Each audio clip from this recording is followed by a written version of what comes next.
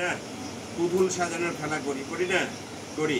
আবার ছেলে হলে বাবা যদি টিচার হয়, আমরা হয়তো পাশে সামনে দুজন ছাত্রকে মানে মিছিমিছি করে বসাই, এই বসো, আমি চশমা দিয়ে আমি তোমাদের টিচার, তাই না? এরকম মানে ও খেলে। কিন্তু আস্তে আস্তে যেটাকে আমরা খেলা ভাবছি সেটা কিন্তু আদতে খেলা নয়। ওই স্বপ্নটা কিন্তু ওর মধ্যে কিন্তু আস্তে আস্তে গ্রো হয়, বুঝতে পারছো? সে কিন্তু স্বপ্নটা দেখে যে এইভাবে হওয়া যায়, বাবা এইভাবে হয়েছেন, তাহলে আমিও এটা হতে পারি। বাবা হয়তো টিচার হয়েছেন, আমি হয়তো ডাক্তার হয়ে গেলাম, ইঞ্জিনিয়ার হয়ে গেলাম, এরকম হতে পারে। কিন্তু বাবার যে পথ, তাই না, বাবার যে পথ, সেই পথটা কিন্তু আমরা অনুসরণ করি, তাই না?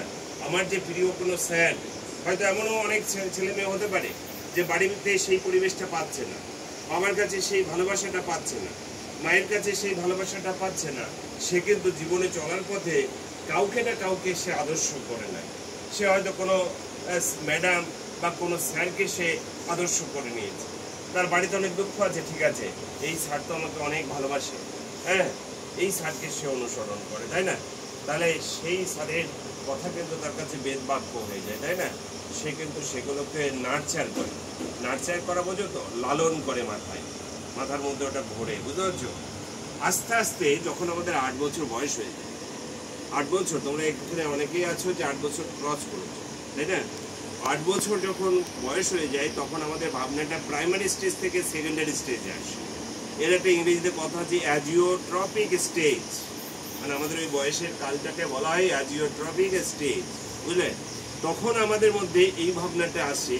এর আগে পর্যন্ত কিন্তু আমার এটা তোমার, বা আমি এটা করব, ওটা করবে, এই ভাবনাটা আসে না। এই 8 বছর বয়স থেকে আমাদের মধ্যে খুব প্রকট হয়, এটা আমাদের জিনিস। তোমাদের খালাতো ভাই, ফুফাতো ভাই, বা খুড়তো ভাই, জ্যাঠতো ভাই, এরকম আছে না, তাই না?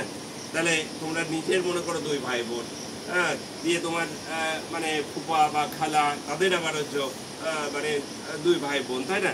এরকম হয় না? তাহলে তখন কিন্তু আমরা এই পার্থক্যটা নিজেরা করতে শিখি যে এটা আমার।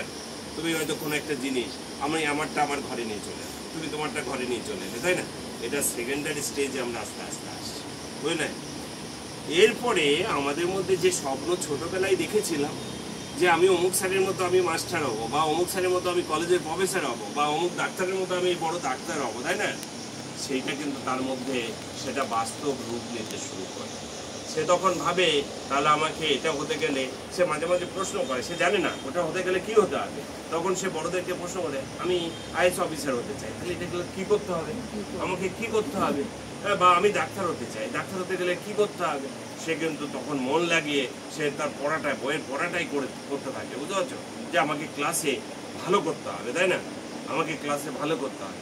আস্তে আস্তে দেখবে সে কিন্তু তার মধ্যে একটা বিরাট পরিবর্তন চলে আসে, বিরাট পরিবর্তন। আমাদের এই যে ধুলোমাখা মাটি থেকে কত ভালো ভালো ছেলে উঠে পড়ছে, জানো তো?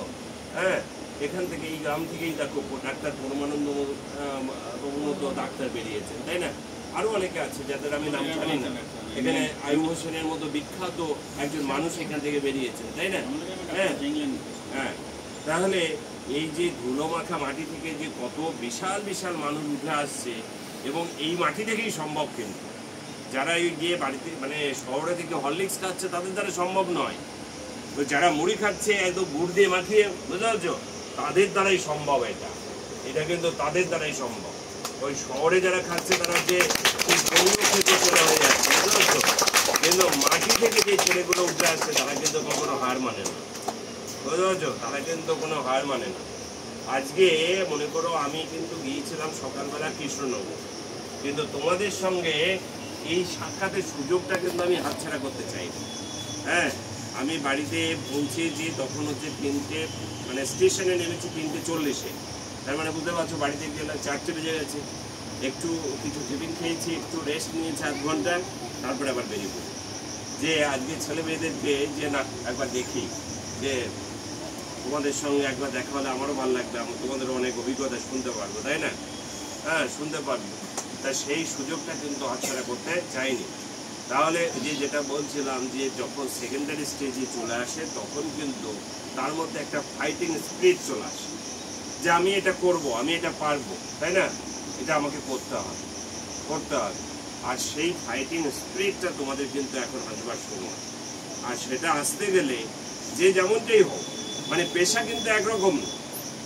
কোনো ছেলে মেয়ে খেলার মাঠে যখন খেলবে তখন তার সেরাটা দিয়ে সে কিন্তু ওখানকার সেরা, তাই না? সে কিন্তু ওখানকার সেরা।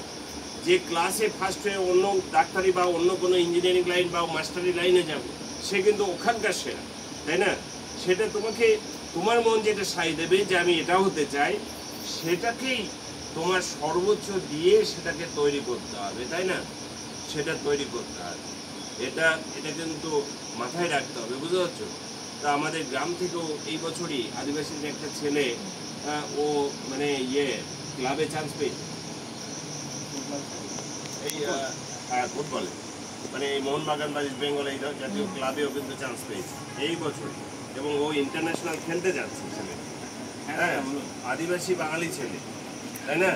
তাহলে মনে করো এই যে একটা ছেলে আমরা দেখতে পাচ্ছি, এই জায়গাটায় আমি চাই যে তোমরা ঝাঁকে ঝাঁকে এরকম ছেলে তৈরি করো।